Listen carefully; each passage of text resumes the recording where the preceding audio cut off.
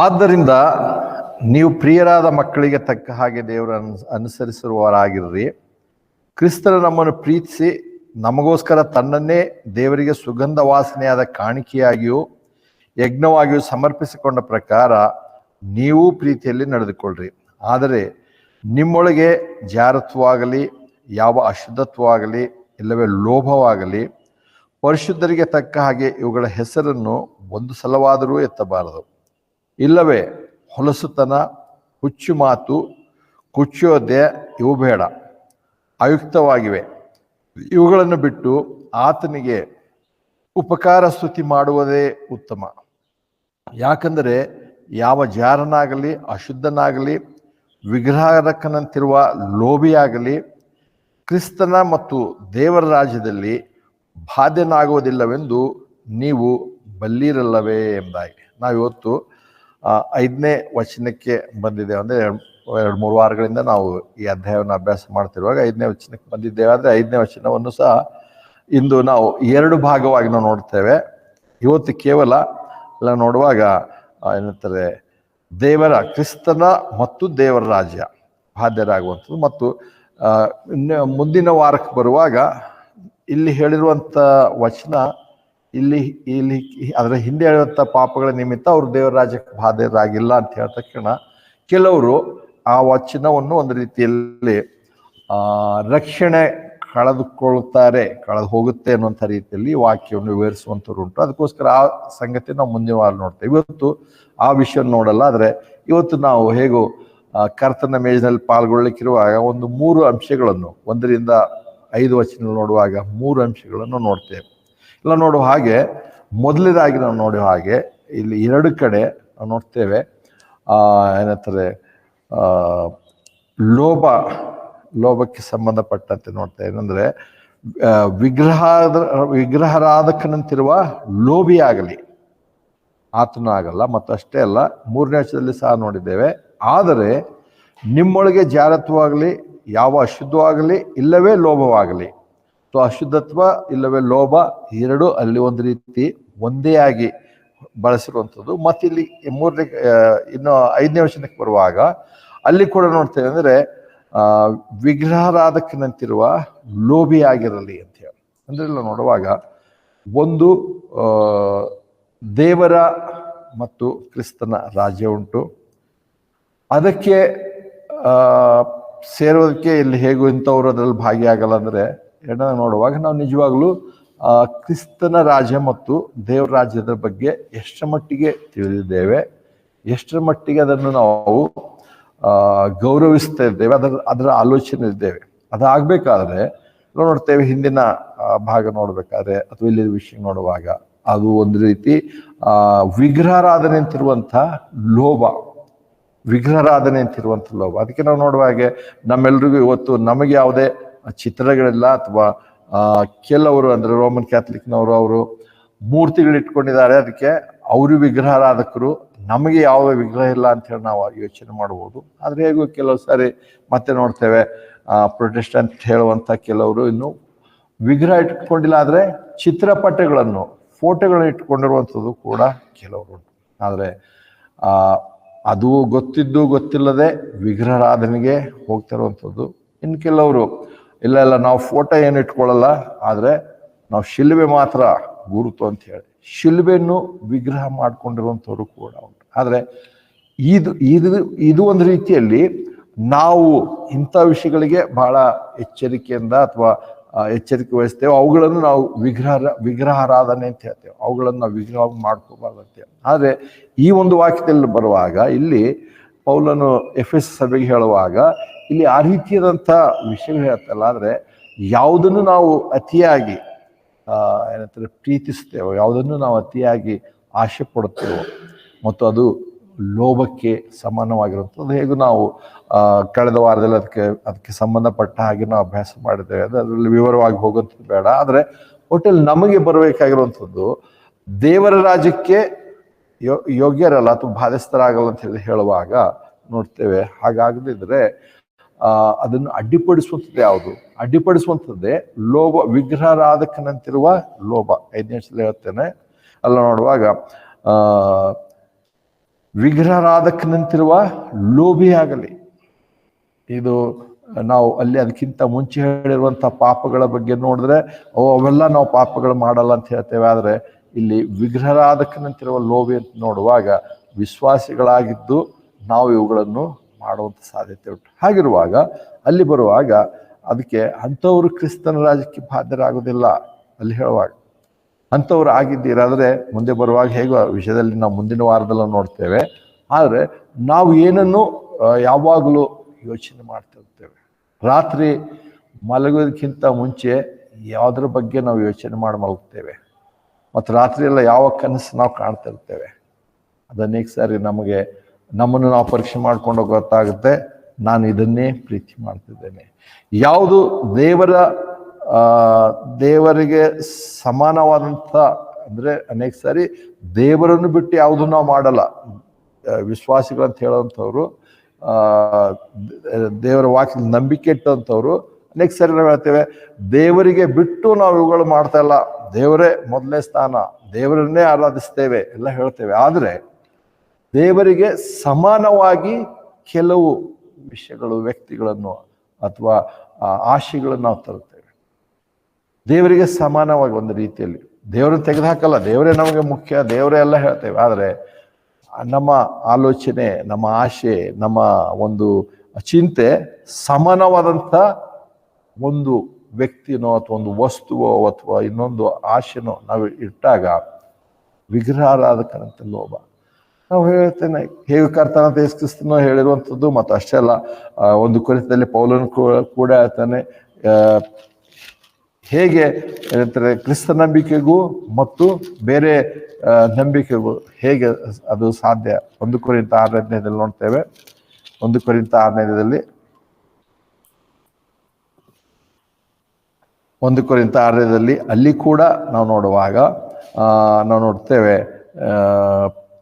ಅಂದರೆ ಇಲ್ಲಿ ಕೂಡ ದೇವರ ರಾಜ್ಯದ ಬಗ್ಗೆನೇ ಹೇಳಿರುವಂಥದ್ದು. ಆದರೆ ಅಲ್ಲಿ ಹಾಗೆ ಮಾಡಬಾರ್ದು ಅಂತಂದರೆ ಅಲ್ಲಿ 9ನೇ ವಚನ ನೋಡ್ತೇವೆ, ಅನೀತಿವಂತರು ದೇವರ ರಾಜ್ಯಕ್ಕೆ ಬಾಧ್ಯರಾಗುವುದಿಲ್ಲವೆಂಬುದು ನಿಮಗೆ ತಿಳಿಯದೋ, ಮೋಸ ಹೋಗಬೇಡಿರಿ.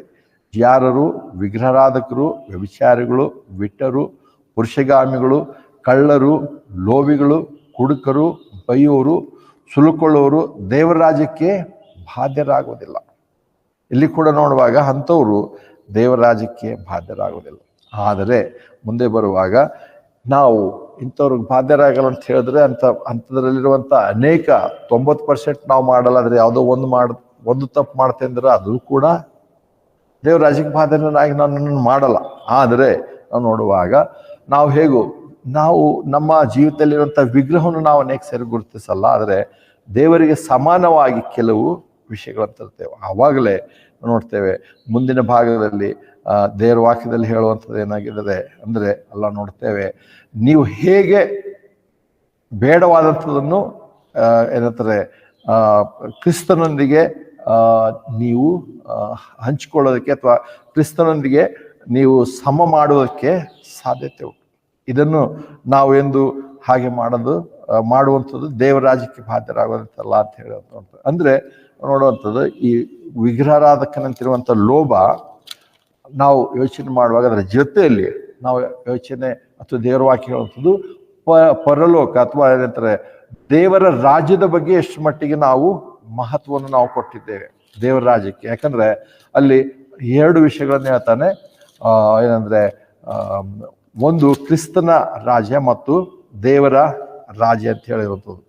ಆದರೆ ನಾವು ಹೇಗೂ ಕ್ರಿಸ್ತನೊಂದಿಗೆ ನಮ್ಮ ನಂಬಿಕೆ ಜೊತೆಯಲ್ಲಿ ಇನ್ನಿತರ ವಿಷಯಗಳನ್ನು ಸಮಾನವಾಗಿ ಕಾಣುವಂಥದ್ದು ಬೇಡ. ಅದನ್ನೇ ನಾವು ಇನ್ನೊಂದು ಅಧ್ಯಾಯದಲ್ಲ ನೋಡಬೇಕಾದ್ರೆ 2 ಕೊರಿಂಥ 6ನೇ ಅಧ್ಯಾಯದಲ್ಲಿ ನೋಡ್ತೇವೆ. ಅಲ್ಲಿಗೆ ಬರುವಾಗ ಅಲ್ಲಿ ಹೇಗೂ ಆತನು 15ನೇ ವಚನ ನೋಡ್ಕೊಂಡು ಹೋಗ್ತೇವೆ. 2 ಕೊರಿಂಥ 6ನೇ ಅಧ್ಯಾಯ 15ನೇ ವಚನದಿಂದ, ಬೆಲಿಯಾಳನ ಕೂಡ ಕ್ರಿಸ್ತನಿಗೆ ಒಪ್ಪಂದವೇನು? ನಂಬದಿರುವನು ಕೂಡ ನಂಬುವನಿಗೆ ಪಾಲುಗಾರಿಕೆಯೇನು? ವಿಗ್ರಹಗಳ ಕೂಡ ದೇವರ ಮಂದಿರಕ್ಕೆ ಒಪ್ಪಿಗೆ ಏನು? ಯಾಕಂದರೆ ನೀವು ಜೀವವುಳ್ಳ ದೇವರ ಮಂದಿರವಾಗಿದ್ದೀರಲ್ಲ, ಇದರ ಸಂಬಂಧವಾಗಿ ದೇವರು, ನಾನು ಅವರಲ್ಲಿ ವಾಸಿಸುತ್ತಾ ತಿರುಗಾಡುವೆನು, ನಾನು ಅವರಿಗೆ ದೇವರಾಗಿರುವನು, ಮತ್ತು ಅವರು ನನಗೆ ಪ್ರಜೆಯಾಗಿರುವೆಂದು ಹೇಳಿದ್ದಾರೆ. ಹೀಗೆ ಹೇಳುವಾಗಲ್ಲ ನೋಡ್ತೇವೆ ಇಲ್ಲಿ ಹೇಗೆ ಅವಕ್ಕೆ ಸಂಬಂಧ ಉಂಟು. ಸಂಬಂಧ ಇಲ್ಲ, ಆದರೂ ನಾವು ಸಂಬಂಧ ಕಲ್ಪಿಸ್ತೇವೆ. ನಮ್ಮ ಆಲೋಚನೆಯಲ್ಲಿ ಇದು ಉಂಟು, ದೇವರು ಉಂಟು, ಆದರೆ ಇದನ್ನೂ ಬೇಕು, ಇದು ಇಲ್ಲದೆ ನಾವು ಜೀವಿಸಕ್ಕಾಗುತ್ತಾ, ಇದು ಬೇಕು ಅಥವಾ ಇಂಥವ್ರು ಬೇಕು, ಇವುಗಳ ಬಗ್ಗೆ ನಾವು ನೋಡುವಾಗ ದೇವರ ವಾಕ್ಯ ಸ್ಪಷ್ಟ ಹೇಳ್ತದೆ ಅದಕ್ಕೂ ಸಂಬಂಧ ಏನು, ಸಂಬಂಧ ಇಲ್ಲ ಅಂತ ಹೇಳುವಾಗ ನಮಗೆ ಏನಾಗುತ್ತೆ ಅಂದರೆ ನಾವು ಕ್ರಿಸ್ತನ ರಾಜ್ಯ, ದೇವರ ರಾಜ್ಯದ ಬಗ್ಗೆ ನಮಗೆ ತಿಳುವಳಿಕೆ ಇಲ್ವಾ ಅಥವಾ ನಂಬಿಕೆ ಇಲ್ವಾ ಅಥವಾ ಅದರ ಬಗ್ಗೆ ನಿರೀಕ್ಷೆ ನಮಗೆ ಇಲ್ವಾ. ಇಲ್ಲ ನೋಡುವಾಗ 5ನೇ ವಚನದಲ್ಲಿ ಎಫೆಸ 5ನೇ ವಚನಕ್ಕೆ ನಾವು ಹಿಂದೆ ತಿರುಗಿ ಬರ್ತೇವೆ. ಕ್ರಿಸ್ತನ ಮತ್ತು ದೇವರ ರಾಜ್ಯದಲ್ಲಿ ಬಾಧ್ಯನಾಗುವುದಿಲ್ಲೆಂದು ನೀವು ಬಲ್ಲಿರಿ. ಇಲ್ಲ ನೋಡುವಾಗ ಇವತ್ತು ನಾವು ನೋಡುವಾಗ ಕ್ರಿಸ್ತನ ಮತ್ತು ದೇವರ ರಾಜ್ಯ, ಕ್ರಿಸ್ತನ ರಾಜ್ಯ, ದೇವರ ರಾಜ್ಯದ ಕುರಿತು ನೋಡುವಾಗ ಅನೇಕ ಸಾರಿ ಏನಂತಾರೆ ದೇವರ ರಾಜ್ಯವು ಇವಾಗಲೇ ಬಂದಿದೆ, ದೇವರ ಕಡೆಗೆ ತಿರುಗಿಕೊಳ್ರಿ ಅಂತ ಹೇಳಿರುವಂಥದ್ದು. ಮತ್ತು ಅಷ್ಟೇ ಅಲ್ಲ, ದೇವರ ರಾಜ್ಯವು ನಿಮ್ಮೊಳಗೆ ಇದೆ ಅಂತ ಹೇಳಿ ಕರ್ತನ ಹೇಳಿರುವಂಥದ್ದು. ಮತ್ತು ಅಷ್ಟೇ ಅಲ್ಲ, ನಿಜವಾಗಲೂ ಆತನು ಅರಸನಂತೆ ಯೆರೂಸಲೇಮನ್ನು ಪ್ರವೇಶಿಸಿದ್ದು ಕೂಡ ದೇವರ ರಾಜ್ಯದ ಒಂದು ಪ್ರಾರಂಭ ಅಂಥೇಳಿ ನಾವು ಆ ದೇವರ ವಾಕ್ಯದಲ್ಲಿ ಬರೆದಿರುವಂಥ ನೋಡ್ತೇವೆ. ಆದರೂ ಕೂಡ ಜನರು ದೇವರು ಬರುವಂಥ ಅರಸನನ್ನು, ಆತನ ರಾಜ್ಯವನ್ನು ತನ್ನ ಜನರೇ ಆತನನ್ನು ಸ್ವೀಕರಿಸಲಿಲ್ಲ. ಹೇಗೋ ನೋಡ್ತೇವೆ ಯೆಶಾಯ ಮತ್ತು ಇನ್ನೊಬ್ಬ ಪ್ರವಾದಿ ನಾನು ಮರ್ತು ಹೋಗಿದೆ, ಇಬ್ಬರ ಪ್ರವಾದಿಗಳು ಹೇಳುವಂಥ ಪ್ರವಾದನೆ ಅಲ್ಲಿ ಕತ್ತೆಯ ಮರಿಯ ಮೇಲೆ ಕರ್ತನಾದ ಯೇಸುಕ್ರಿಸ್ತನು ಕೂತ್ಕೊಂಡು ಬರುವಾಗ ಪ್ರವಾದನೆ ಹೇಳಿರುವಂಥದ್ದು ನೆರವೇರಿರುವ ಬಗ್ಗೆ ನಾವು ನೋಡ್ತೇವೆ. ಅದೇ ಮತ್ತಾಯನ ಸುವಾರ್ತೆ ಎಲ್ಲ ನೋಡ್ತೇವೆ. ಮತ್ತಾಯನ ಸುವಾರ್ತೆ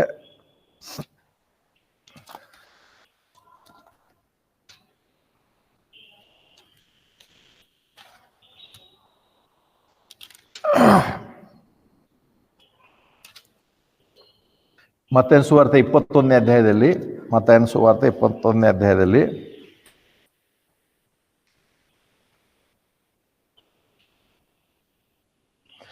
3ನೇ ವಚನ ನೋಡ್ತೇವೆ.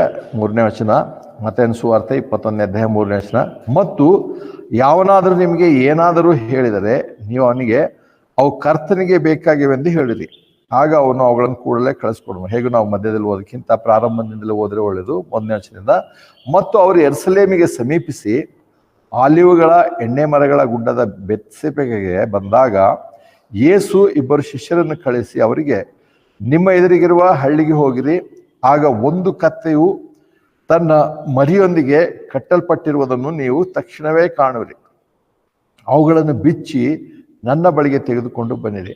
ಮತ್ತು ಯಾವನಾದರೂ ನಿಮಗೆ ಏನಾದರೂ ಹೇಳಿದರೆ ನೀವು ಅವನಿಗೆ ಅವು ಕರ್ತನಿಗೆ ಬೇಕಾಗಿವೆಂದು ಹೇಳಿರಿ, ಆಗ ಅವನು ಅವುಗಳನ್ನು ಕೂಡಲೇ ಕಳುಹಿಸುವನು ಅಂತ ಹೇಳಿದನು.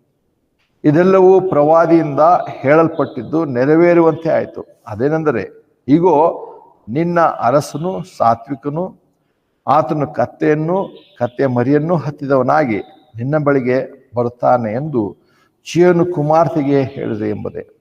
ಇಲ್ಲಿ ನಾವು ನೋಡುವಾಗ ಹೇಗೂ ಕರ್ತನಾದ ಯೇಸು ಕ್ರಿಸ್ತನು ಯಾವ ಕಾರ್ಯಗಳನ್ನು ಕೂಡ ಮೊದಲೇ ವಾಕ್ಯದಲ್ಲಿ ಬರೆಯಲ್ಪಟ್ಟಿರದೇ ಇರುವಂಥ ಯಾವ ಕಾರ್ಯಗಳನ್ನು ಆತನು ಮಾಡಲಿಲ್ಲ. ಯಾವುದನ್ನು ಪ್ರವಾದನೆಯಾಗಿ ಬರೆಯಲ್ಪಟ್ಟಿತ್ತೋ ಆ ಪ್ರವಾದನೆ ನೆರವೇರಿಸುವಂತೆ ಆತನು ಆ ಕೆಲಸಗಳನ್ನು ಮಾಡಿದನು. ಮತ್ತು ಇದು ದೇವರ ವಾಕ್ಯದ ವಿಶೇಷತೆ. ಇವು ಪ್ರತಿಯೊಂದು ಮಾತಿನಲ್ಲಿಯೂ ಕೂಡ ದೇವರು ಮೊದಲೇ ಹೇಳಿರುವಂಥದ್ದು ಅದಕ್ಕೆ ಅರ್ಥ ಉಂಟು. ಆ ರೀತಿಯಾಗಿ ಮಾಡಿರುವಂಥ ನೋಡ್ತೇವೆ. ಅದಕ್ಕೋಸ್ಕರವೇ ಅಂದರೆ ಇದು ಯಾವುದೋ ಅಕಸ್ಮಾತ್ತವಾಗಿ ಆಗಿರುವಂಥದ್ದಲ್ಲ, ಅಥವಾ ಯಾರೋ ಒಬ್ಬ ಬಂದು ಆ ಒಂದು ಸ್ಥಾನ ತನಗೆ ತಾನೇ ಗಿಟ್ಟಿಸ್ಕೊಳ್ಳೋಕ್ಕೆ ಪ್ರಯತ್ನ ಪಡ್ತಾನೆ ಅಂತಲ್ಲ. ಅದರ ಬದಲಾಗಿ ಪ್ರವಾದನೆಯಲ್ಲಿಯೂ ಆದಿಂದಲೂ ಹೇಳಲ್ಪಟ್ಟಿರುವಂಥ ಮೆಸ್ಸಿಯನೀತನೇ ಮತ್ತು ಆತನ ಬಗ್ಗೆ ಹೇಳಲ್ಪಟ್ಟಿದೆ, ಅದರ ನೆರವೇರಿಕೆಯಾಗಿ ಆತನು ಇವುಗಳನ್ನು ಮಾಡ್ತಿದ್ದಾನೆ ಅಂತ ಹೇಳಿ ತನ್ನನ್ನು ತಾನು ಅವುಗಳಲ್ಲಿ ಸಾಬೀತುಪಡಿಸಿರುವಂತ ನೋಡ್ತೇವೆ. ಹಾಗಿರುವಾಗ ಆತನು ಅರಸನಾಗಿ ಬಂದನು. ಆದರೆ ಆ ಪ್ರವಾದನೆಯಲ್ಲಿ ನೆರವೇರಿಸ್ತಾ, ಆದರೆ ಅವರು ಆತನಿಗೆ ತಕ್ಷಣದಲ್ಲಿ ತಾತ್ಕಾಲಿಕವಾಗಿ ಕ್ಷಣಿಕವಾಗಿ ಆತನಿಗೆ ಬಗ್ಗೆ ಬಹಳ ಏನಂತಾರೆ ಸಂತೋಷದಿಂದ ಆತನ್ನು ಸ್ವಾಗತಿಸಿದ್ರು, ಆರ್ಭಟಿಸಿದ್ರು.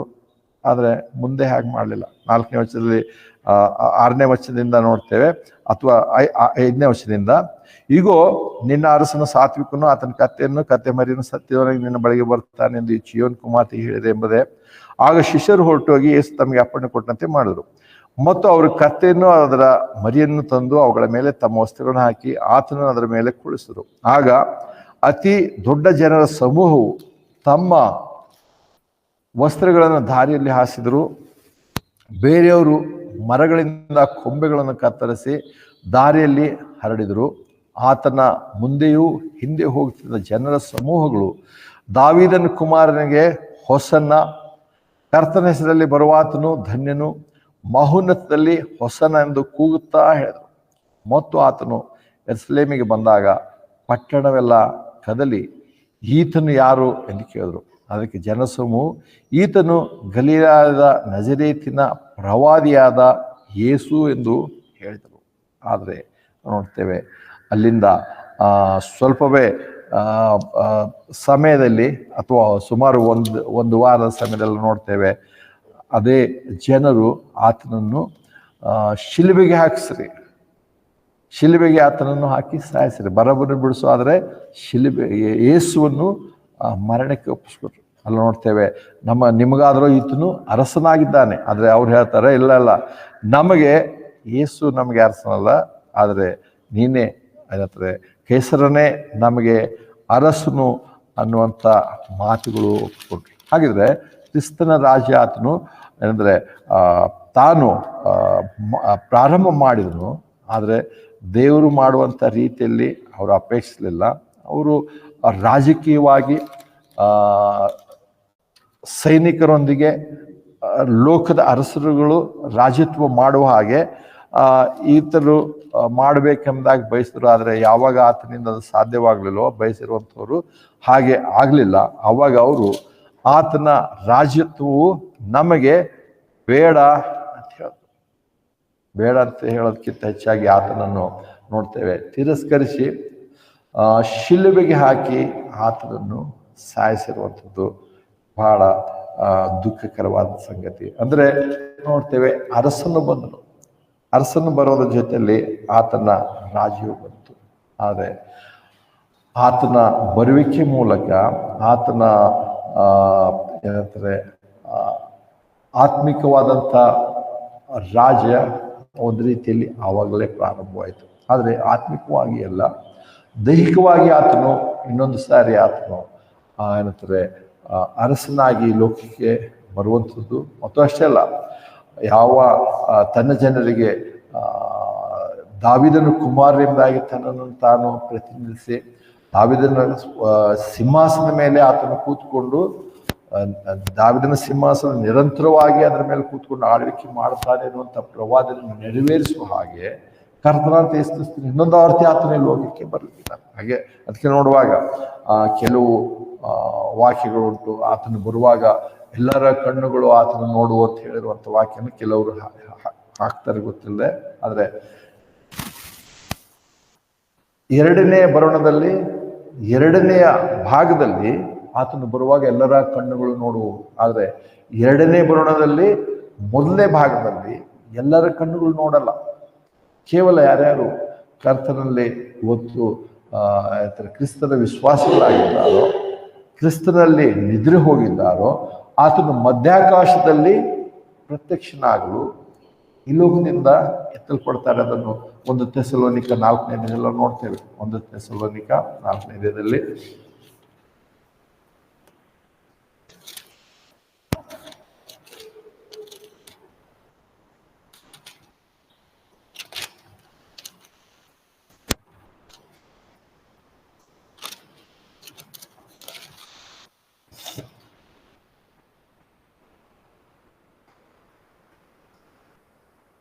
13ನೇ ವಚನ ನೋಡ್ಕೊಂಡು ಹೋಗೋಣ. 4ನೇ ಅಧ್ಯಾಯ 1 ಥೆಸಲೋನಿಕ 4ನೇ ಅಧ್ಯಾಯ 13ನೇ ವಚನದಿಂದ, ಇದಲ್ಲದೆ ಸಹೋದರರೇ, ನಿರೀಕ್ಷಿಲ್ಲದ ಬೇರೆಯವರ ಹಾಗೆ ದುಃಖಿಸದಂತೆ ನಿದ್ರೆ ಹೋದರ ವಿಷಯದಲ್ಲಿ ನೀವು ತಿಳಿದಿರಬೇಕೆಂದು ನಾನು ಇಚ್ಛಿಸುತ್ತೇನೆ. ಯಾಕಂದರೆ ಯೇಸು ಸತ್ತು ತಿರುಗಿ ಎದ್ದನೆಂದು ನಾವು ನಂಬಿದ ಮೇಲೆ ಅದರಂತೆ ಯೇಸುವಿನಲ್ಲಿ ಇದ್ದುಕೊಂಡು ನಿದ್ರೆ ಹೋಗುವವರನ್ನು ಸಹ ದೇವರು ಆತನೊಡನೆ ಕರೆದುಕೊಂಡು ಬರುವನೆಂದು ನಂಬಬೇಕಲ್ಲವೇ?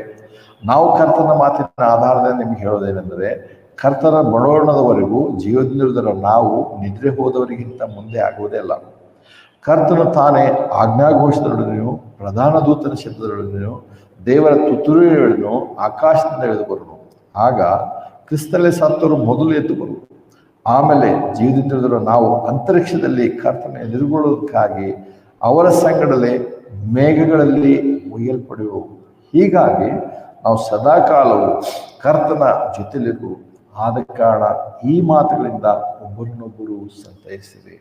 ನೋಡ್ತೇವೆ, ನಮ್ಮ ಕರ್ತನನ್ನು ಎದುರುಗೊಳ್ಳೋದಕ್ಕೋಸ್ಕರ ಅಂತರಿಕ್ಷದಲ್ಲಿ ನಾವು ಹೋಗ್ತೇವೆ. 17 ನೋಡ್ತೇವೆ, ಆಮೇಲೆ ಜೀವದಿಂದಿರುವ ನಾವು ಅಂತರಿಕ್ಷದಲ್ಲಿ ಕರ್ತನ ಎದುರುಗೊಳ್ಳೋದಕ್ಕಾಗಿ ಅವರ ಸಂಗಡಲೇ ಮೇಘಗಳಲ್ಲಿ ಒಯ್ಯಲ್ಪಡಬೇಕು. ಈ ಬರೋಣದಲ್ಲಿ ಎಲ್ಲಾ ಕಣ್ಣುಗಳು ಆತ ನೋಡ್ತಾ ಇಲ್ಲ. ಭೂಲೋಕದವರಿಗೆ, ಅವಿಶ್ವಾಸಿಗಳಿಗೆ ಇವು ಯಾವ ಕಾರ್ಯಗಳು ಇನ್ನೂ ಗುಪ್ತವಾಗಿ ಇರ್ತವೆ. ಏನೋ ಬೈಬಲ್ ಏನಾದರೂ ಓದಿದರೆ, ಹೇಗೋ ಆತ್ಮನಿಂದ ಹುಟ್ಟದೇ ಇದ್ರೆ ಆತ್ಮಿಕ ವಿಚಾರಗಳು, ಆತ್ಮಿಕ ವಿಷಯಗಳು ಅವ್ರಿಗೆ ಅರ್ಥ ಆಗಲ್ಲ.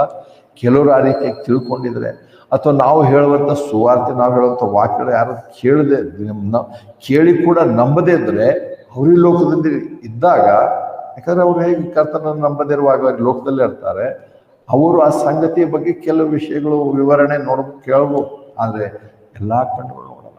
ಆದರೆ ಇಲ್ಲಿ ಕ್ರಿಸ್ತ ವಿಶ್ವಾಸಿಗಳು ಮಾತ್ರವೇ ಈ ಲೋಕದಿಂದ ಎತ್ತಲ್ಪಡುವಂಥದ್ದು. ಮತ್ತು ಅಷ್ಟೇ ಅಲ್ಲ, ಸದಾ ಕಾಲಕ್ಕೂ ನಾವು ಆತನ ಜೊತೆ ಇರ್ತೇವೆ. ಆದ ಕಾರಣ ಈ ಮಾತುಗಳಿಂದ ಒಬ್ಬರನ್ನೊಬ್ಬರು ಸಂತೈಸಿರಿ. ಇದು ಸಂತೈಸುವಂತ, ಯಾಕಂದ್ರೆ ಅದರ ನಂತರ ಈ ಲೋಕದಲ್ಲಿ ಸಂಕಟ ಕಾಲ ಮತ್ತು ಮಹಾ ಸಂಕಟ ಕಾಲ ಬರೋದು ನೋಡ್ತೇವೆ. ಆ ಸಂಕಟ ಕಾಲದಿಂದ ನಮ್ಮನ್ನು ತಪ್ಪಿಸುವುದಕ್ಕೋಸ್ಕರ ಹೊಸ ಒಡಂಬಡಿಕೆ ಅಥವಾ ಕ್ರಿಸ್ತನ ಚರ್ಚ್ನ ವಿಶ್ವಾಸ ಅಥವಾ ಕರ್ತನ ಮೊದಲಿಗಿತ್ತಿ ಈ ಲೋಕದಿಂದ ಎತ್ತಲ್ಪಡುತ್ತೆ. ಆದರೆ ಈ ಲೋಕದಲ್ಲಿ ಸಂಕಟ ಕಾಲ ಬರುವಂತ ನೋಡ್ತೇವೆ. ಆದರೆ ಆತನು ಯಾವಾಗ ಈ ಲೋಕಕ್ಕೆ ತಿರುಗಿ ಬರ್ತಾನೋ, ಆತನು ಬರುವಾಗ ಒಂದು ಪ್ರಕಟಣೆ 1ನೇ ಅಧ್ಯಾಯ 5ನೇ ವಚನದಿಂದ ನೋಡ್ತೇವೆ. ಪ್ರಕಟಣೆ 1ನೇ ಅಧ್ಯಾಯ 5ನೇ ವಚನದಿಂದ, ಪ್ರಕಟಣೆ 1ನೇ ಅಧ್ಯಾಯ 5ನೇ ವಚನದಿಂದ, ಆತನು ನಮ್ಮನ್ನು ಪ್ರೀತಿಸಿ ತನ್ನ ಸ್ವಂತ ರಕ್ತದಿಂದ ನಮ್ಮನ್ನು ನಮ್ಮ ಪಾಪಗಳನ್ನು ತೊಳೆದು ತನ್ನ ತಂದೆಯಾದ ದೇವರಿಗೋಸ್ಕರ ನಮ್ಮನ್ನು ರಾಜರನ್ನಾಗಿಯೂ ಯಾಜಕರನ್ನಾಗಿಯೂ ಮಾಡಿದನು. ಆತನಿಗೆ ಎಂದೆಂದಿಗೂ ಮಹಿಮೆಯೂ ಆಧಿಪತ್ಯವೂ ಇರಲಿ. ಆಮೇಲೆ. ಈಗೋ ಆತನು ಮೇಘಗಳೊಂದಿಗೆ ಬರುತ್ತಾನೆ. ಎಲ್ಲರ ಕಣ್ಣುಗಳು ಆತನನ್ನು ಕಾಣುವು. ಆತನನ್ನು ಇರಿದವರು ಸಹ ಆತನನ್ನು ಕಾಣುವು. ಭೂಮಿಯಲ್ಲಿರುವ ಎಲ್ಲಾ ಕುಲದವರು ಆತನ ನಿಮಿತ್ತ ಗೋಳಾಡುವರು. ಹೌದು, ಹಾಗೇ ಆಗುವುದು. ಆಮೇನ್. ನಾನೇ ಆಲ್ಫವು ಒಮೆಗವು, ಆದಿಯು ಅಂತ್ಯವೂ ಇರುವಾತನು, ಇದ್ದಾತನು ಮತ್ತು ಬರುವಾತನು, ಸರ್ವಶಕ್ತನೂ ಆಗಿದ್ದೇನೆಂದು ಕರ್ತನು ಹೇಳುತ್ತಾನೆ.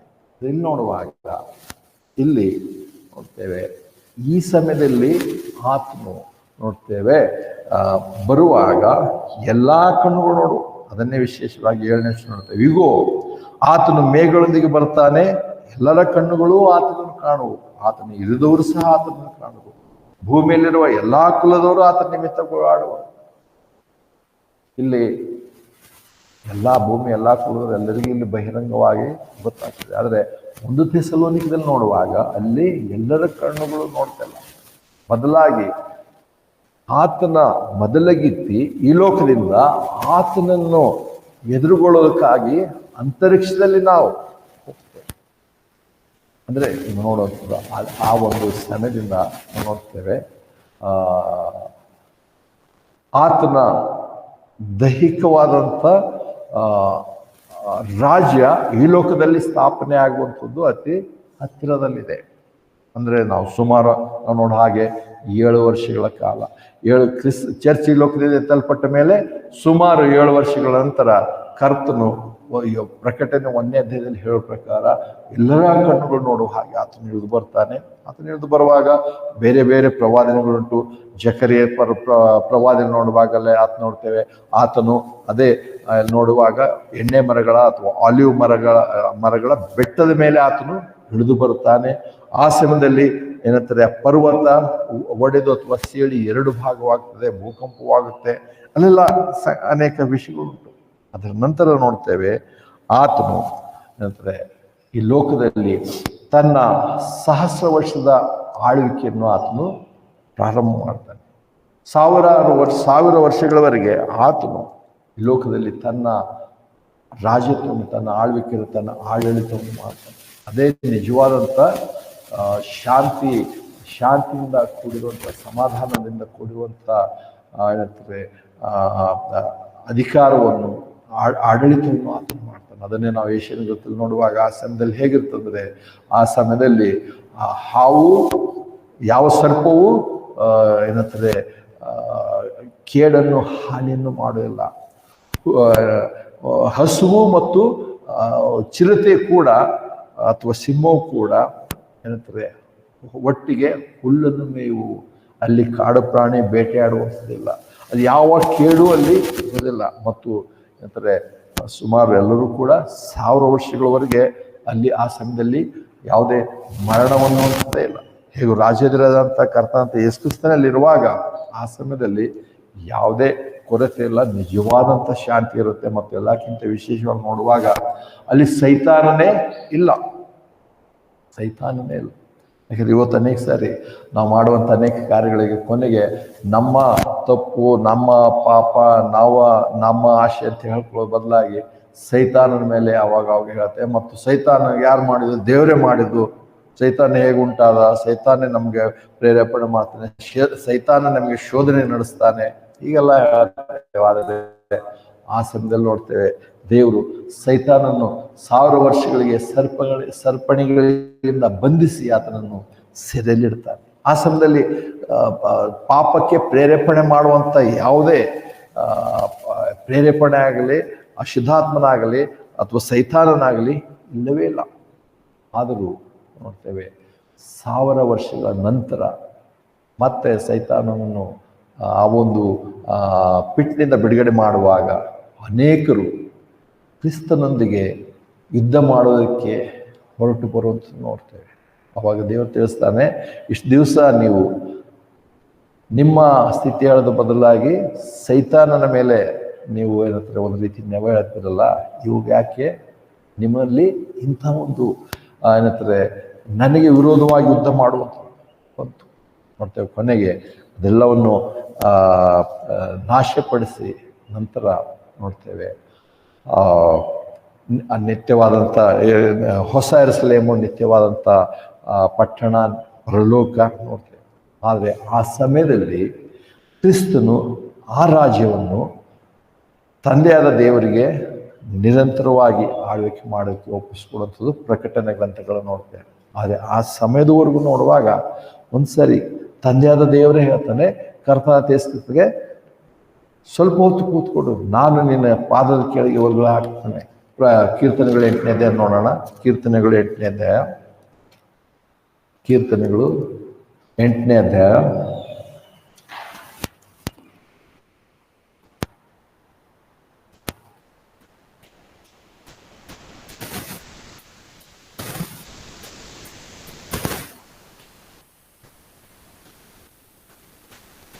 ಕ್ಷಮಿಸಿದೆ, 8ನೇ ಅಧ್ಯಾಯ 2ನೇ ವಚನ, 2ನೇ ಅಧ್ಯಾಯ, ಕೀರ್ತನೆಗಳು 2ನೇ ಅಧ್ಯಾಯ 7ನೇ ವಚನ ನೋಡ್ಕೊಂಡು ಹೋಗೋಣ. ಕೀರ್ತನೆಗಳು 2ನೇ ಅಧ್ಯಾಯ 7ನೇ ವಚನ. ನಾನು ಕಟ್ಟಳೆಯನ್ನು ಸಾರ್ತೇನೆ, ಕರ್ತ ನನಗೆ ಹೇಳಿದ್ದು, ನೀನು ನನ್ನ ಮಗನು, ನಾನು ಇವತ್ತು ನಿನ್ನನ್ನು ಪಡೆದಿದ್ದೇನೆ, ನನ್ನನ್ನು ಕೇಳು. ಆಗ ಅನ್ಯಜನರನ್ನು ನಿನ್ನ ಬಾಧ್ಯತೆಯಾಗಿಯೂ ಭೂಮಿಯ ಕಟ್ಟ ಕಡೆವರೆಗೆ ನಿನ್ನ ಸ್ವಾಸ್ಥ್ಯವಾಗಿಯೂ ಕೊಡು. ಕಬ್ಬಿಣದ ಕೋಲಿನಿಂದ ಅವರನ್ನು ಮುರಿದು ಬಿಡುವಿ, ಕುಂಬಾರನ ಗಡಿಗೆ ಹಾಗೆ ಅವರನ್ನು ಒಡೆದು ಚೂರು ಚೂರಾಗಿ ಮಾಡುವಿ. ಆದ್ದರಿಂದ ಓವರ್ಸ್ಗಳೇ ಈಗ ಜ್ಞಾನವಂತರಾಗಿ, ಭೂಮಿಯ ನ್ಯಾಯಾಧಿಪತಿಗಳೇ ಶಿಕ್ಷಣ ಪಡೆಯಿರಿ. ಭಯದಿಂದ ಕರ್ತನನ್ನು ಸೇವಿಸಿರಿ, ನಡುಗುತ್ತಾ ಉಲ್ಲಾಸ ಪಡಿರಿ. ಆತನ ಕೋಪವು ಸ್ವಲ್ಪ ಉರಿಯುವಾಗಲೇ ಮಗನಿಗೆ ಮುದ್ದಿಡಿರಿ, ಇಲ್ಲವಾದರೆ ಆತನ ಕೋಪದಿಂದ ನೀವು ದಾರಿಯಲ್ಲೇ ನಾಶವಾದಿರಿ. ಆತನಲ್ಲಿ ಭರವಸೆ ಇಟ್ಟವರೆಲ್ಲರೂ ಧನ್ಯರು ಎಂದಾಗಿ. ನೋಡುವಾಗ ನೋಡ್ತೇವೆ ಒಂದು ಸಮಯದಲ್ಲಿ ತಂದೆಯಾದ ದೇವರು ತನ್ನ ಕುಮಾರನಿಗೆ ಹೇಳಿರುತ್ತಂದ್ರೆ, ಸ್ವಲ್ಪ ಹೊತ್ತು ನೀನು ಕೂತರು, ಎಲ್ಲವನ್ನೂ ನಿನ್ನ ಪಾದ ಕೆಳಗೆ ಹಾಕ್ತೇನೆ. ಅದಕ್ಕೆ ಬರುವಾಗ ಮತ್ತೆ ಫಿಲಿಪಿ ಮತ್ತು ಏನಂತಾರೆ ಎಫೆಸ ನೋಡುವಾಗ ತಂದೆ ದೇವರು ಹೇಳ್ತಾನೆ, ಆತನ ಹೆಸರನ್ನು ಶ್ರೇಷ್ಠವಾದಂಥ ಹೆಸರನ್ನು ಉಂಟು ಮಾಡು. ಯಾಕಂದ್ರೆ ಆ ಹೆಸರಿನ ಮೂಲಕವೇ ಪ್ರತಿಯೊಬ್ಬರು ಆತನ ಮುಂದೆ ಮೊಣಕಾಲೂರಿ ಆತನಿಗೆ ಪ್ರತಿಜ್ಞೆ ಮಾಡಿ, ನೀನೇ ದೇವರು, ಅರಸನು, ರಾಜನು ಆತನ ಮುಂದೆ ಒಪ್ಪಿಕೊಂಡು ಆತನ ಮುಂದೆ ಅಡ್ಡ ಬೀಳುವಂತ ನೋಡ್ತೇವೆ. ಇದನ್ನು ಮಾಡುವಂಥ ತಂದೆಯಾದಂಥ ದೇವರೇ. ಯಾಕಂದರೆ ಆತನೇ ನಾವು ನೋಡ್ತೇವೆ. ಯೋಹಾನ ಸುವಾರ್ತೆ 3ನೇದಲ್ಲಿ ನೋಡೋ ಪ್ರಕಾರ ಅಲ್ಲಿ ಕರ್ತನಾದ ಯೇಸು ಕ್ರಿಸ್ತನ ತೀರ್ಮಾನ ನೋಡಲ್ಲ, ಆದರೆ ತಂದೆಯಾದ ದೇವರು ಮಾಡಿರುವಂಥ ಒಂದು ಒಳ್ಳೆ ಕಾರ್ಯವನ್ನು ನೋಡ್ತೇವೆ. ಯೋಹಾನ ಸುವಾರ್ತೆ 3ನೇ ಅಧ್ಯಾಯ 16ನೇ ವಚನ ನಮ್ಮೆಲ್ಲರಿಗೂ ಗೊತ್ತಿರುವಂಥ ವಚನವೇ. ಯೋಹಾನ ಸುವಾರ್ತೆ 3ನೇ ಅಧ್ಯಾಯ 16ನೇ ವಚನ. ಯಾಕಂದ್ರೆ ದೇವರು ಲೋಕವನ್ನು ಎಷ್ಟೋ ಪ್ರೀತಿ ಮಾಡಿ ತನ್ನ ಒಬ್ಬನೇ ಮಗನನ್ನು ಕೊಟ್ಟನು, ಆತ ನಂಬುವ ಯಾವನಾದರೂ ನಾಶವಾಗದೆ ನಿತ್ಯ ಜೀವವನ್ನು ಪಡೆದವನಾಗಿರುವನು.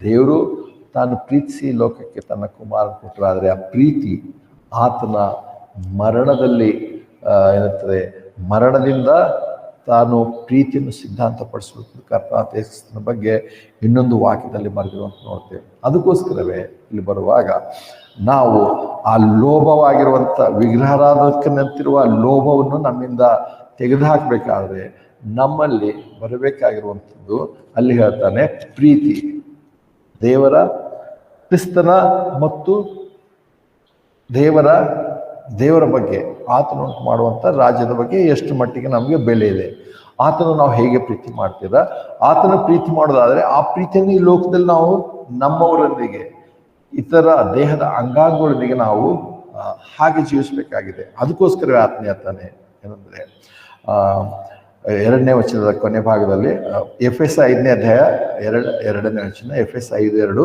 ಕ್ರಿಸ್ತರು ನಮ್ಮನ್ನು ಪ್ರೀತಿಸಿ ನಮಗೋಸ್ಕರ ತನ್ನನ್ನೇ ದೇವರಿಗೆ ಸುಗಂಧ ವಾಸನೆಯಾದ ಕಾಣಿಕೆಯಾಗಿಯೂ ಯಜ್ಞವಾಗಿಯೂ ಸಮರ್ಪಿಸಿಕೊಂಡ ಪ್ರಕಾರ ನೀವು ಪ್ರೀತಿಯಲ್ಲಿ ನಡೆದುಕೊಳ್ಳ್ರಿ. ಇಲ್ಲಿ ನೋಡುವಾಗ ಕರ್ತನಾದ ಯೇಸು ಕ್ರಿಸ್ತನ ಪ್ರೀತಿ, ನಾವು ಪ್ರೀತಿಯ ಬಗ್ಗೆ ಕೂಡ ನಾವು ಕೆಲವು ವಾರಗಳಿಂದ ನೋಡಿದ್ದೇವೆ. ಇವತ್ತು ಏನಂತಾರೆ, ಕೇವಲ ಒಂದು ಲೋಭ, ಒಂದು ಆಶೆ ಅಥವಾ ಲಸ್ಟ್ ಅನ್ನುವಂಥದ್ದು ಪ್ರೀತಿಯಿಂದಾಗಿ ಲೋಕ ತೋರಿಸ್ತಿರುವಂಥದ್ದು. ಪ್ರತಿಯೊಂದು ಇವತ್ತು ಇಂಡಿಯಾದ ಫಿಲಿಮ್ಗಳಾಗಲಿ ಅಥವಾ ಇಂಗ್ಲೀಷ್ದಾಗಲಿ ಎಲ್ಲ ಫಿಲಿಮ್ಗಳು ಮುಖ್ಯ ಧ್ಯೇಯ ಅವ್ರದ್ದು ಪ್ರೀತಿ ಅನ್ನೋಂಥದ್ದೇ ಇರುತ್ತೆ, ಲವ್ ಅನ್ನೋಂಥದ್ದು. ಆದರೆ ಅವರ ಪ್ರೀತಿಯ ಅರ್ಥವೇ ಬೇರೆಯಾಗಿದೆ. ಆದರೆ ಇಲ್ಲಿ ನಾವು ಒಬ್ಬರನ್ನೊಬ್ಬರು ಪ್ರೀತಿಯಲ್ಲಿ ನಡ್ಕೊಳ್ರಿ ಅಂತ ಹೇಳಿ ಕರ್ತನ ಹೇಳುವಾಗ, ದೇವರ ವಾಕ್ಯಲ್ಲಿ ಹೇಳ್ತಿರುವಾಗ, ಅದು ಮೊದಲೇ ನೋಡ್ತೇವೆ, ಅದು ಒಂದು ರೀತಿ ಏನಂತಾರೆ ಸ್ಯಾಕ್ರಿಫಿಷಿಯಲ್ ಅಥವಾ ಏನಂತಾರೆ ತ್ಯಾಗ ಮಾಡುವಂಥ ಪ್ರೀತಿಯದಾಗಿದೆ. ಮತ್ತು ಎರಡು ನೋಡ್ತೇವೆ ಕ್ಷಮಿಸುವಂಥ ಪ್ರೀತಿಯದಾಗಿದೆ. ನಾನಿವತ್ತು ನಮಗೆಲ್ಲ ಚೆನ್ನಾಗಿದ್ರೆ ನಾವೆಲ್ಲ ಪ್ರೀತಿನೇ ಮಾಡ್ತಾ ಇರ್ತೇವೆ ಎಲ್ಲರಿಗೂ. ಆದರೆ ಪ್ರೀತಿ ಅನ್ನೋಂಥದ್ದು ಯಾವಾಗ ಬರುತ್ತೆ, ಯಾವಾಗ ನನ್ನ ಹಕ್ಕಿಗೆ, ನನಗೆ ವಿರೋಧವಾಗಿ, ನನಗೆ ಬರಬೇಕಾಗಿರುವಂಥದ್ದು ಅಡ್ಡಿ ಬಂದಾಗ, ಅವುಗಳ ಆಗದಿರುವಾಗ ಅವಾಗ ನಾನು ಪ್ರೀತಿ ಮಾಡ್ತೇನಾ, ಅವಾಗಲೇ ಅದು ಪ್ರಶ್ನೆ ಬರೋದು. ಆದರೆ ಇಲ್ಲಿ ಕರ್ತನಾದ ಯೇಸು ಕ್ರಿಸ್ತನಾದರೂ ಆತನು ದೇವರು ಪ್ರೀತಿಸಿ ಆತ ನಮ್ಗೆ ಕೊಟ್ಟಿರುವಾಗ, ಆತನು ನಮಗೋಸ್ಕರ ಮರಣವನ್ನು ಹೊಂದಲೇಬೇಕನ್ನೋಂಥದ್ದು ಯಾವುದೇ ಏನಂತಾರೆ ಆಜ್ಞೆ ಆಗಲಿ ಅಥವಾ ಯಾವ ರೀತಿ ಕಟ್ಟುಪಾಡುಗಳು ಆತನಿಲ್ಲ. ಬದಲಾಗಿ ತನ್ನನ್ನು ತಾನು ಒಪ್ಪಿಸಿಕೊಟ್ಟು ಸಮರ್ಪಿಸಿಕೊಂಡು ತ್ಯಾಗ ಮಾಡುವಂಥ ಪ್ರೀತಿಯಿಂದ ಆತನ ಪ್ರೀತಿಸೋದು. ನಾವು ಆ ಪ್ರೀತಿಯನ್ನು ಪ್ರೀತಿಸೋದಾದರೆ ನಮಗೆ ಇಲ್ಲಿ ಹೇಳುವಂಥ ವಿಗ್ರಹಾರಾಧಕರಂತಿರುವಂಥ ಲೋಭ ನಮ್ಮಲ್ಲಿಲ್ಲ. ಮತ್ತು ಅದ್ರ ಜೊತೆಯಲ್ಲಿ ಇನ್ನೊಂದು ಪ್ರೀತಿ ನಾವು ದಿನವೇ ಅಭ್ಯಾಸ ಮಾಡುವಂಥದ್ದು ಕ್ಷಮಾಪಣೆಯ ಪ್ರೀತಿ. ಕರ್ತನಾದ ಯೇಸು ಕ್ರಿಸ್ತನ ಪ್ರೀತಿ ಕ್ಷಮಾಪಣೆ ಮಾಡುವಂಥ ಪ್ರೀತಿ. ನಮ್ಮ ಪ್ರೀತಿ ಸ್ವಲ್ಪ ಮಟ್ಟಿಗೆ ಇರುತ್ತೆ, ಅಥವಾ ಪೇತ್ರನ ಕೇಳಿದ ಹಾಗೆ ಅಥವಾ ನಮ್ಮೆಲ್ಲರಿಗೂ ಬರುವಂತೆ ಪ್ರಶ್ನೆ ಬರುವಂಥದ್ದು, ಎಷ್ಟು ಸರಿ ನಾವು ಕ್ಷಮಿಸಬೇಕು, ಎಷ್ಟು ಸರಿ ನಾವು ಕ್ಷಮಿಸಬೇಕು. ಆದರೆ ಕರ್ತನಾದ ಯೇಸು ಕ್ರಿಸ್ತರು ನಮಗೆ ಆತನ ಪ್ರೀತಿ ಕ್ಷಮಾಪಣೆಯ ಪ್ರೀತಿಯಾಗಿದೆ. ಅದು ನಿತ್ಯಕ್ಕೂ ಆತನ ಕ್ಷಮಿಸುವ ಆತನೇ ಆಗಿದೆ. ನನ್ನ ಪ್ರೀತಿ ನನ್ನ ಕ್ಷಮಾಪಣೆಯ ಪ್ರೀತಿಯನ್ನು ಹೊಂದಿದ್ದೇನೆ. ಅದಕ್ಕೋಸ್ಕರ ಯೇಸು ಕ್ರಿಸ್ತನು ಹೇಳಿರುವಂಥ ಸಾಮ್ಯ ಮತ್ತು ಬೇರೆ ಕಡೆ ನೋಡ್ತೇವೆ ಅಂದರೆ, ಹೀಗೆ ಒಬ್ಬನು ಅಂದರೆ ತನ್ನ ಅಧಿಕಾರದಲ್ಲಿ, ತನ್ನ ರಾಜ್ಯದಲ್ಲಿ ಅಥವಾ ತನ್ನ ಒಂದು ಪಟ್ಟಣದಲ್ಲಿ ಆತನು ಬಂದು ವಾಪಸ್ ಬಂದು ಲೆಕ್ಕ ಕೇಳುವಾಗ ಒಬ್ಬನಿಗೆ ಬಹಳ ದೊಡ್ಡ ಅಮೌಂಟು ಆತನ ಸಾಲ ಕೊಡಬೇಕಾಗಿತ್ತು. ಆದರೆ ಆತನು ಬಂದು ಕೇಳ್ಕೊಳ್ತಾನೆ, ಪ್ರಭುವೇ ನನಗೆ ಸ್ವಲ್ಪ ಕಾಲಾವಕಾಶ ಮಾಡಿಕೊಡು, ಇವಾಗ ಸದ್ಯಕ್ಕೆ ನನಗೆ ಕೊಡೋಕ್ಕೆ ನನ್ನ ಹತ್ರ ಇಲ್ಲ, ನನಗೆ ಸ್ವಲ್ಪ ಕಾಲಾವಕಾಶ ಮಾಡಿಕೊಡು.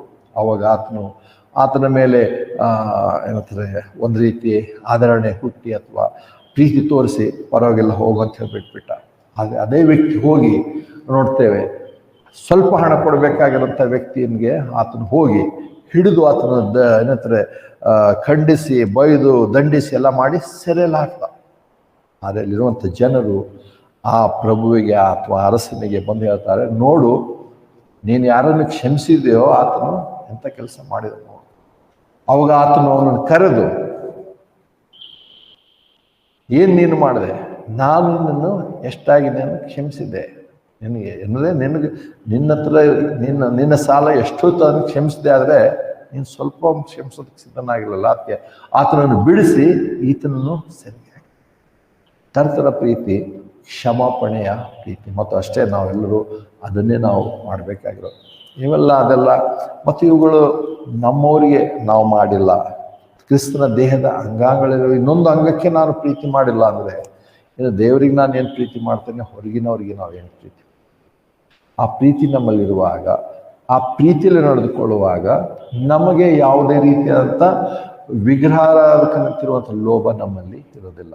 ಮತ್ತು ನೋಡ್ತೇವೆ, ಮೂರನೇದಾಗಿ ನೋಡುವಾಗ ನಮಗೆ ಆ ದೇವರ ರಾಜ್ಯದ ಮಹತ್ವ ನಮಗೆ ಏನಿದೆ, ದೇವರಾಜ್ಯದ ಮಹತ್ವ ನಮಗೆ ಎಷ್ಟು ಮಟ್ಟಿಗಿದೆ. ಯಾಕಂದರೆ ನಮ್ಗೆ ಅನೇಕ ಸಾರಿ ಇದು ಆಯಿತು, ಈ ಲೋಕ ಆಯಿತು, ಮತ್ತು ಪರಲೋಕ ಅದು ಇದು ಹೇಗೆ ನಾವು ಕಳೆದ ಸಾರಿ ನಾನು ಹೇಳಿದ್ದೆ ಅಂದರೆ ಪೌಲನು ಯಾವಾಗಲೂ ಅಂದರೆ 2-3 ಕಡೆ ನೆಗೆಟಿವ್ ಆಗಿ ಹೇಳಿದ್ದಾರೆ, ದೇವರ ರಾಜ್ಯಕ್ಕೆ ಬಾಧ್ಯರಾಗುವುದಿಲ್ಲ ಅನ್ನೋಂಥದ್ದೇ. 1 ಕೊರಿಂಥ 6 ಮತ್ತು ಗಲಾತ್ಯದಲ್ಲಿ 5ನೇ ಅಧ್ಯಾಯದಲ್ಲಿ ನೋಡ್ತೇವೆ, ಮತ್ತು ಎಫೆಸದಲ್ಲಿ ದೇವರ ರಾಜ್ಯ ಅಂತ ಹೇಳ್ತಾರೆ. ಆದರೆ ಹೇಗೂ ನಾವು ನೋಡಿದ ಪ್ರಕಾರ ಪೌಲನು ರಾಜ್ಯವನ್ನು ಸಾರುವಂಥ ಅಪೊಸ್ತಲನಾಗಿ ಬಂದಿರಲಿಲ್ಲ. ಆತ ಅನ್ಯರಿಗೆ ಕೃಪೆಯ ಸಂದೇಶ, ಕೃಪೆಯ ಸುವಾರ್ತೆಯನ್ನು ತೋರಿಸಲು ಸಾರಲು ಆತನು ಬಂದನು. ಅನ್ಯರಿಗೋಸ್ಕರವೇ ನೇಮಿಸಲ್ಪಟ್ಟಂಥ ಅಪೊಸ್ತಲ ಅಂತ ಹೇಳಿ ಒಂದು ರೋಮ 16:20 ನಾವು ನೋಡಿದ್ದೇವೆ. ಆತನ ರಾಜ್ಯದ ಬಗ್ಗೆ ಹೇಳ್ತಾ ಇರೋದು ಹೆಚ್ಚಾಗಿ. ಯಾಕಂದರೆ ರಾಜ್ಯದ ಬಗ್ಗೆ ಹೇಳುವಂಥವ್ರು ಬೇರೆ ಅಪೊಸ್ತಲರಿದ್ದರು. ಮುಖ್ಯವಾಗಿ ಏನಂದರೆ ಪೇತ್ರನು ಅದೇ ಅಪೊಸ್ತಲತನವನ್ನು ಮಾಡಿದನು, ಅದನ್ನೇ ಆತನು ಸಾರಿದನು. ಬೇಕಿದ್ರೆ ನಾವು 2ನೇ ಅಧ್ಯಾಯದಲ್ಲಿ ನೋಡ್ತೇವೆ, ಅಪೊಸ್ತಲ ಕೃತ್ಯ 2ನೇ ಅಧ್ಯಾಯದಲ್ಲಿ, ಅಪೊಸ್ತಲ ಕೃತ್ಯ 2ನೇ ಅಧ್ಯಾಯದಲ್ಲಿ, ಅಪೊಸ್ತಲ ಕೃತ್ಯಗಳು 2ನೇ ಅಧ್ಯಾಯ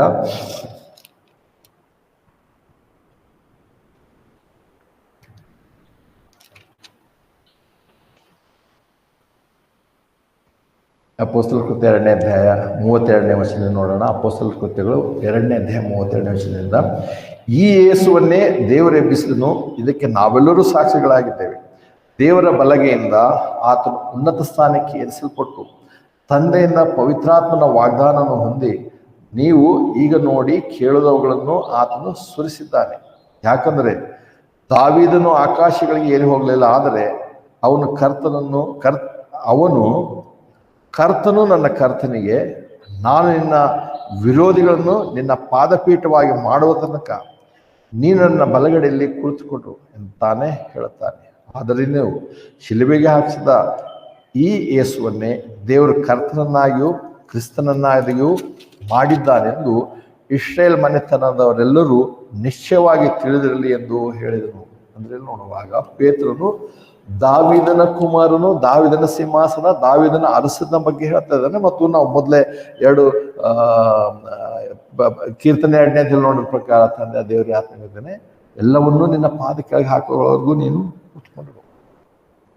ಅಂದ್ರೆ ಇಲ್ಲಿ ಅಪೊಸ್ತಲ ಅಂತ ಪೌಲನು ಆತನು ದೇವರ ರಾಜ್ಯದ ಬಗ್ಗೆ ಹೇಳ್ತಿಲ್ಲ, ಆದರೆ ಯಾಕಂದ್ರೆ ಆತನು ಕೃಪೆಯ ಸುವಾರ್ತೆಯನ್ನು ಸಾರಿದನು. ಮತ್ತು ವಿಶೇಷವಾಗಿ 1 ಕೊರಿಂಥ ಮತ್ತು ರೋಮಪುರದಲ್ಲಿ ನೋಡೋ ಪ್ರಕಾರ ಅಲ್ಲಿವರೆಗೂ ರಹಸ್ಯವಾಗಿರುವಂಥ ಸಂಗತಿ, ರಹಸ್ಯವಾಗಿರುವಂಥ ಮರ್ಮವನ್ನು ತಿಳಿಸುವುದಕ್ಕೋಸ್ಕರ ಪೌಲನು ಬಂದನಂತ ಹೇಳ್ತಾರೆ.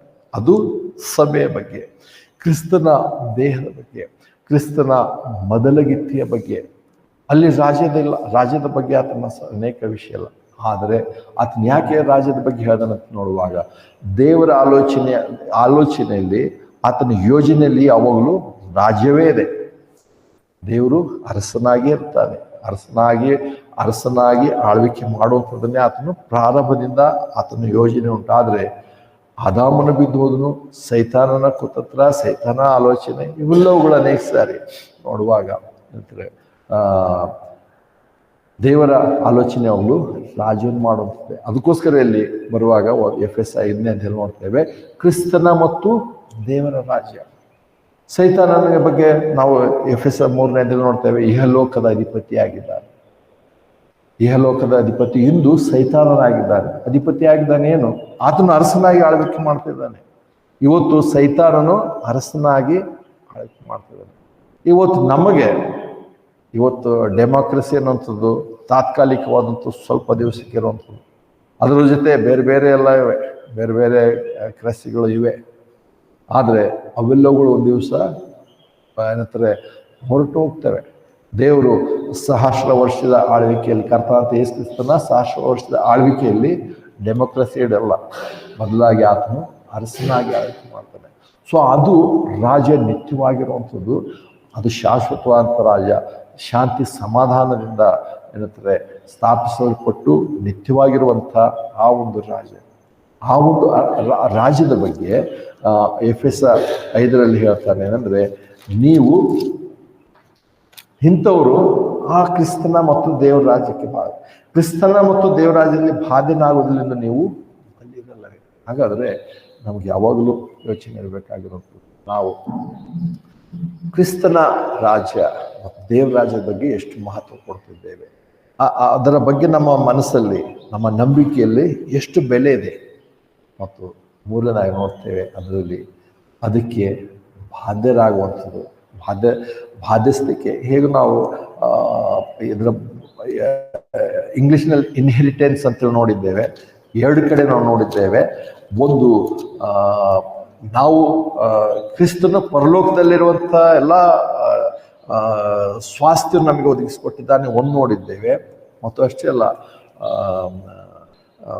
ಕರ್ತನ ಸಾಮ್ಯಗಳಲ್ಲಿ ಹೇಳುವಾಗ ಒಂದು ಹೊಲದಲ್ಲಿ ಒಂದು ಏನಂತಾರೆ ಸಂಪತ್ತು ಕಂಡುಕೊಂಡ.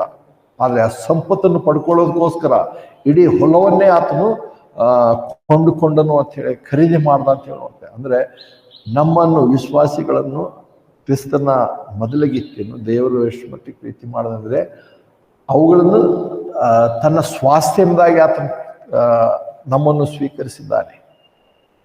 ನಮಗೆ ಸ್ವಾಸ್ಥ್ಯ ಪರಲೋಕದಲ್ಲಿ ಇಟ್ಟಿದ್ದಾನೆ. ಅಂದರೆ ನಮಗೆ ಈ ಲೋಕದಿಂದ ಆತನಿಗೆ ವಿಶೇಷವಾದಂಥ ಸ್ವಾಸ್ಥ್ಯ ಅಂತೇಳಿ ನಮ್ಮನ್ನು ಕರ್ಕೊಂಡಿದ್ದಾನೆ. ಆದರೆ ಕ್ರಿಸ್ತನ ರಾಜ್ಯ ಮತ್ತು ಪರಲೋಕದಲ್ಲಿ ಸ್ವಾಸ್ಥ್ಯಲ್ಲಿ ಬಾಧೆ ಅಂತೇಳಿ ನೋಡುವಾಗ ಸ್ವಾಸ್ಥ್ಯ ಅಥವಾ ಇನ್ಹೆರಿಟೆನ್ಸ್, ಅದರ ಬಗ್ಗೆ ನಾವು ಯಾವ ಒಂದು ಮಹತ್ವದಲ್ಲಿ ನಾವು ಜೀವಿಸ್ತಿದ್ದೇವೆ. ರಾಜ ಇದೇನೋ ಇಲ್ವೋ, ಏನಾಗುತ್ತೋ ಗೊತ್ತಿಲ್ಲ, ಈ ರೀತಿಯಾಗಿದೆ. ಮುಖ್ಯವಾಗಿ ಕ್ರಿಸ್ತನ ಮತ್ತು ದೇವರಾಜ್ಯದ ಬಗ್ಗೆ ಯಾವ ತಿಳುವಳಿಕೆ, ನಂಬಿಕೆ, ನಿಲುವನ್ನು ನಾವು ಹೊಂದಿದ್ದೇವೆ. ಮತ್ತು ಅಷ್ಟೇ ಅಲ್ಲ, ಆ ಒಂದು ಬಾಧ್ಯಸ್ಥಿಕೆಯ ಬಗ್ಗೆ ನಾವು ಎಷ್ಟರ ಮಟ್ಟಿಗೆ ನಾವು ತವಕ ಪಡುತ್ತಾ ನಾವು ಜೀವಿಸ್ತಿದ್ದೇವೆ. ಹಾಗಿರುವಾಗಲೇ ನಾವು ನೋಡ್ತೇವೆ ದೇವರ ಪ್ರೀತಿಯಲ್ಲಿ ನಡ್ಕೊಳ್ರಿ ಅಂತ ಹೇಳೋ ಪ್ರಕಾರ ಏನಂದರೆ, ಕ್ರಿಸ್ತನು ನಮ್ಮನ್ನು ಪ್ರೀತಿಸಿ ನಮಗೋಸ್ಕರ ತನ್ನನ್ನೇ ದೇವರಿಗೆ ಸುಗಂಧ ವಾಸನೆಯಾದ ಕಾಣಿಕೆಯಾಗಿ ಯಜ್ಞವಾಗಿ ಸಮರ್ಪಿಸಿಕೊಂಡ ಪ್ರಕಾರ ನೀವು ಪ್ರೀತಿಯಲ್ಲಿ ನಡೆದುಕೊಳ್ರಿ. ಪ್ರೀತಿಯಲ್ಲಿ ನಡೆದುಕೊಳ್ಳೋದಕ್ಕೋಸ್ಕರವೇ ಒಂದು ಭಾಗವಾಗಿ ಮತ್ತೆ ನಾವು ಏನಂತಾರೆ ಕರ್ತನ ಪ್ರೀತಿಯನ್ನು ನೆನಪು ಮಾಡ್ಕೊಳ್ಳೋದಕ್ಕೋಸ್ಕರ ನಾವು ಕರ್ತನ ಮೇಜನ್ನು ನಾವು ಆಚರಿಸುವಂಥವರಾಗಿದ್ದೇವೆ. ಕರ್ತನ ಮೇಜಿನಲ್ಲಿ ನಾವು ಪಾಲ್ಗೊಳ್ಳುತ್ತೇವೆ.